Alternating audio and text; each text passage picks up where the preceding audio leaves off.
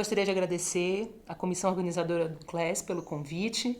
Eu sou Helena Oliveira, médica oftalmologista, colaboradora do setor de lente de contato e refração da Unifesp, Escola Paulista de Medicina, e vou apresentar 2 casos clínicos hoje para vocês. O primeiro caso clínico é de adaptação de lentes de contato após cirurgia de córnea. Trata-se de uma paciente, mulher, 46 anos, natural e procedente de São Paulo, secretária. Ela tinha uma queixa de dependência de óculos de grau após a cirurgia refrativa há cerca de 20 anos, e ela refere que mesmo após a cirurgia, não conseguiu ter uma boa acuidade visual em ambos os olhos sem os óculos. No seu exame oftalmológico, ela apresentava no olho direito uma acuidade visual sem correção de 20/100, no olho esquerdo de 20/60, com a refração que ela vinha usando, -2 com -1,25 a 5 no olho direito chegava a 20/50, no olho esquerdo de mais 0,25 com -2,5 a 180 ela chegava a 20/30. Com a refração dinâmica, ela chegava a 20/25 no olho direito, com a refração de -2,5 com -3 a 180, e no olho esquerdo também 20/25, com -0,25, -2,75 a 180. Ainda assim, a paciente era bastante exigente, referia que a qualidade da visão não era boa, e por esse motivo gostaria de fazer um teste de lentes de contato. Então essa era a biomicroscopia do olho direito. Nós observamos tanto incisões radiais como paralelas, arqueadas, e denotando que além da miopia que ela referia ter, de -7, ela também deveria ter algum grau de astigmatismo. Da mesma forma, no olho esquerdo, a gente vê os 2 tipos de incisões, também denotando que ela deveria ter algum grau de astigmatismo nesse olho esquerdo. Então, como hipótese de diagnóstico, na paciente com alta miopia, num pós-operatório de ceratotomia radial e com diagnóstico de astigmatismo miópico composto também. Foi feita uma tomografia de córnea dessa paciente. A gente pode observar que no olho direito ela tem uma medida ceratométrica central de 38,1 por 41,7, um astigmatismo a favor da regra, com uma leve assimetria.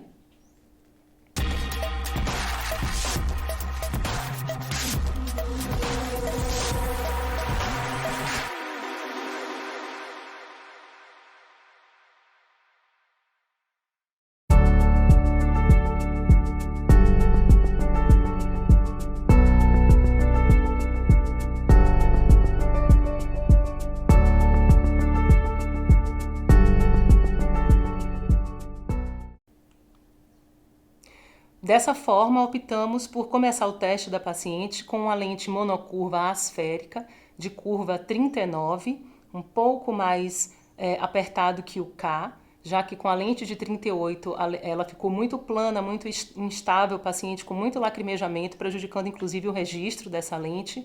Então colocamos uma lente de 39 com -3 dioptrias de poder e um diâmetro de 10,4 milímetros.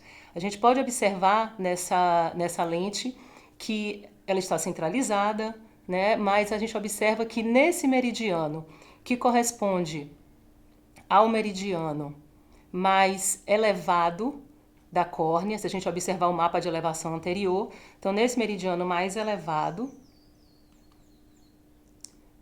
a lente exerce uma maior pressão sobre a córnea, e a gente vê esse toque acentuado e esse acúmulo nesse meridiano que é menos elevado.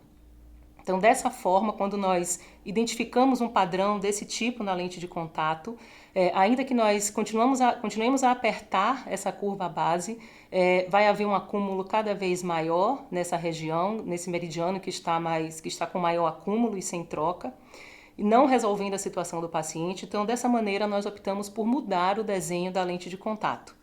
E aí nós optamos por uma lente tórica posterior, que é uma lente indicada para quando há astigmatismos elevados, corneanos de preferência, geralmente acima de 3 dioptrias, e que a lente monocurva esférica ou asférica não ofereçam uma boa relação lente-córnea. Então a gente vai ter na curva posterior dessa lente, ao invés de uma curva somente, são 2 curvas paralelas, e ela vai conseguir se adequar melhor a essa córnea que normalmente tem uma toricidade mais aumentada. O fabricante orienta que nós comecemos a adaptação da lente um pouco mais plano que o K, em K um pouco mais plano, em torno de meia dioptria menos, e na segunda curvatura a gente vai somar a essa primeira 2/3 do astigmatismo corneano. E dessa maneira a gente consegue uma melhor relação lente-córnea e um melhor padrão. Então, com essa paciente foi o que nós fizemos. Escolhemos uma lente de 38, né, por 41, e embora essa fluoresceína já esteja um pouco mais lavada, né, não está tão visível, mas a gente consegue observar que o padrão se distribui, o padrão é melhor, a fluoresceína se distribui de uma maneira mais uniforme, a paciente já refere mais conforto, é uma lente de 10 milímetros, plana, e dessa maneira, com a sobrerrefração de menos 2,25, nós optamos por deixar o olho direito dessa paciente com essa lente, que ela chegou a 20/20 de visão. No olho esquerdo, da mesma forma, ela tem uma córnea de 38,3 por 41,3 de ceratometria central. Também um astigmatismo a favor da regra. Nesse olho a gente já observa uma assimetria um pouco maior se comparada ao olho esquerdo, ao olho direito, desculpa, mas ainda assim optamos por uma lente monocurva. Escolhemos uma lente de 39 dioptrias com menos 3 de poder e um diâmetro de 10,2. A gente observa também nessa lente um padrão semelhante de um apoio maior nesse meridiano, que corresponde ao meridiano mais elevado da córnea, se a gente novamente observar o mapa de elevação anterior. Então a lente pressiona mais essa região. A gente já observa também no centro a maior rarefação da fluoresceína. Então, dessa forma, também optamos pela lente tórica posterior nesse olho esquerdo, já que havia uma maior pressão, né, da lente sobre a córnea. Então, como essa lente vai ter duas curvaturas, como eu falei, ela vai conseguir se encaixar, se adequar melhor a essa córnea que tem uma toricidade aumentada. E aí escolhemos uma lente de 39, mantivemos a curva se comparada com a lente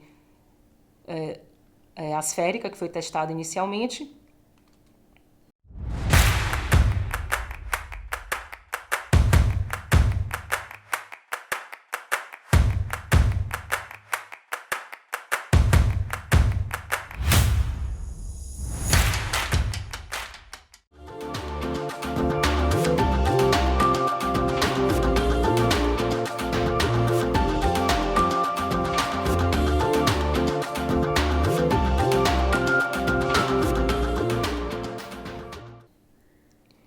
A gente vê que o padrão melhora, mas ainda há um certo acúmulo central, né? Então a fluoresceína se distribui de uma maneira um pouco mais uniforme, mas ainda há um certo acúmulo central, uma lente de 10 milímetros de diâmetro. Desculpa. E aí nós tentamos aplanar um pouco mais essa lente. Então, eu peço desculpas que essa filmagem não tem fluoresceína, mas o padrão melhorou mais, a relação lente-córnea melhorou com a maior troca e a lente também melhorou o seu posicionamento. Então, dessa maneira, nós optamos nesse olho pela lente de 38 por 41 dioptrias, é uma lente de 10 milímetros de diâmetro e com a sobrerrefração de menos meio, essa paciente chegou a 20/20 de visão. Então, com esse caso, eu queria chamar a atenção de vocês que a adaptação após cirurgia de córnea, né, geralmente a gente vai lidar com córneas de padrão irregular, muitas vezes uma adaptação desafiadora, e a gente precisa sempre tentar encontrar uma lente que tenha um melhor padrão de fluoresceína possível, com uma boa relação lente-córnea, que permita que o paciente use a sua lente com segurança, com conforto e também com uma boa acuidade visual. O próximo caso é um caso clínico de adaptação de lente após implante de anel. Esse é um caso de um homem de 25 anos, estudante. Ele tinha um diagnóstico de ceratocone há cerca de 3 anos. Tinha um diagnóstico de alergia ocular já em tratamento e um paciente com uma história importante de intolerância à lente rígida gás permeável corneana. Ele havia sido submetido a um implante de anel no olho direito há cerca de 3 meses e estava no pós-operatório recente de transplante de córnea no olho esquerdo. De biomicroscopia, ele tinha uma córnea clara, um segmento de anel de 340 no olho direito. No esquerdo era um botão corneano transparente. Pelo fato de ser uma cirurgia recente, esse olho não foi submetido ao teste de adaptação de lentes de contato. Restringimos isso ao olho direito, sem outras alterações ao exame oftalmológico. Então, aqui a biomicroscopia anterior desse paciente, ele tinha um segmento de anel, um arco longo, né, de 340 graus, bem implantado. Então ele tinha uma acuidade visual antes da cirurgia, sem correção, de 20/400 nesse olho, chegando a 20/160 com a refração de -6 com -4/10. 90 dias após o implante de anel, essa acuidade melhorou um pouco, chegava a 20/200 sem correção, e com a correção chegava a 20/40 parcial, -3 com -2/5. Houve uma melhora, mas ainda assim o paciente necessitava de uma melhor acuidade visual. Ele exigia isso. Então, dessa maneira, nós optamos pelo teste de lente de contato. Então, vocês podem ver também nas topografias, né, no pós-operatório e no pré, realmente houve uma redução da curvatura, mas não o suficiente para oferecer a esse paciente uma boa acuidade visual, que era o que ele exigia. Então, o que é que decidimos para esse paciente no primeiro momento? Mesmo com esse histórico de intolerância com as lentes corneanas, optamos por tentar uma lente asférica monocurva de 46,5 dioptrias, uma lente de -3 de poder e 9,8 milímetros. A gente observa que é uma lente apertada, esse centro acumula, não tem troca, mas a gente vê que na região, na área onde o anel está implantado, tem um toque importante, né? E a borda também dessa lente não está muito bem, ela está apertada. Foi tentada aplanar a lente para melhorar esse padrão central e avaliar como ficaria essa região da extensão onde o anel estava implantado. Não houve uma melhora significativa, embora o padrão central tivesse melhorado, mas ele continuou tocando. Foi mudado também o desenho de uma monocurva asférica para uma asférica multicurva, e esse padrão sempre se manteve. Dessa forma, pensamos em mudar mais uma vez o desenho da lente, e dessa vez optamos por uma lente córneo-escleral, né, na tentativa de dar mais conforto para o paciente, que ele tinha muita queixa, e de melhorar aquela região do toque do anel, que não é recomendada. Então, o fabricante orienta que para os casos de ceratocone, a gente utilize esse gráfico que vocês podem ver, comparando a ceratometria média e o valor que ele indica para a escolha da primeira lente. Então, se a gente considerar a ceratometria média desse paciente em milímetros de raio, então ele tinha uma ceratometria de 7,11. Se a gente colocar isso no gráfico, ele nos orienta uma lente de 7,2 para começar o teste.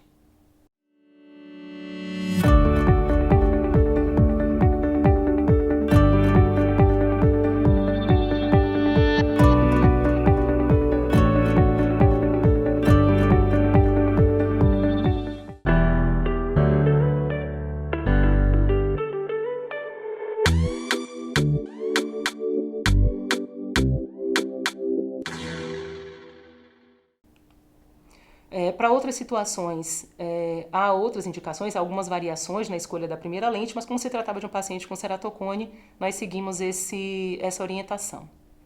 Então, escolhemos uma lente de 7,2, conforme o guia de adaptação, que corresponde a uma lente de 46,88 dioptrias, de poder -4, e uma lente de 14,6 milímetros, uma lente realmente com um diâmetro bem maior.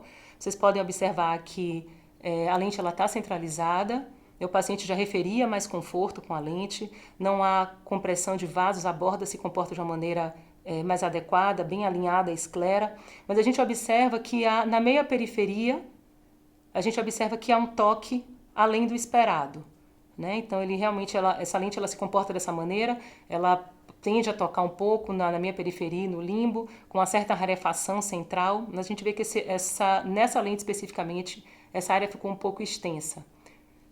E aí nós decidimos apertar um pouco mais a lente, escolhemos uma de 7,1 milímetros de raio, que corresponde a 47,54 dioptrias, uma lente de -5 de poder e 14,6 milímetros de diâmetro. A gente observa que ela se mantém centralizada, a periferia, a borda dela está bem adequada, sem compressão vascular, e a gente vê que diminuiu um pouco mais esse toque que havia na minha periferia da lente. Ela tem uma certa rarefação central, que com o tempo isso vai se acentuando um pouco mais. Então, como a gente vai avaliar a curva base dessa lente? A gente verifica esse padrão de fluoresceína, fazemos a varredura com a fenda e temos que alterar a curva base até que haja um leve toque central. No caso desse paciente, a gente fez o caminho inverso, né? Então, como tinha um toque muito acentuado na meia periferia, nós decidimos apertar um pouco mais essa lente. Não é necessário a gente avaliar o vão, né, o SAG, na adaptação dessa lente. E o fabricante orienta que nós aguardemos em torno de 20 minutos para que a lente acomode e a gente avalie melhor o seu padrão. Então, dessa forma, foi decidido adaptar essa lente para o paciente, Então, a lente córnea escleral de 7,10 milímetros de raio, 47,54 dioptrias correspondente, uma lente de -5 com diâmetro de 14,6 milímetros. E com uma sobre-refração de mais 2,75, esse paciente chegou a 20,25 de visão, também mantendo o conforto. Então, só para lembrar, a adaptação de lente após implante de anel também são casos desafiadores. A gente precisa muito bem avaliar a tolerância desse indivíduo, já que muitas vezes ele até mesmo opta pela cirurgia de implante de anel, porque ele já não tem uma boa tolerância com a lente, ele quer uma outra alternativa para diminuir a sua dependência, seja da lente ou seja dos óculos. Mas a gente precisa avaliar se esse paciente vai tolerar a lente realmente após, a lente corneana, digo, após o implante do anel. Observar bastante com a lente rígida, gás permeável corneana, se há o toque na região do implante do anel, a gente tem que evitar isso pelo risco de erosão, de ceratite, de alguma complicação mais séria a longo prazo. E nesses casos a gente precisa lançar mão das lentes de desenhos mais elaborados, como as córneas esclerais e esclerais, que elas não vão se apoiar na córnea, e até mesmo avaliar a possibilidade do piggyback, que pode ser útil em algumas alternativas. Muito obrigada pela atenção.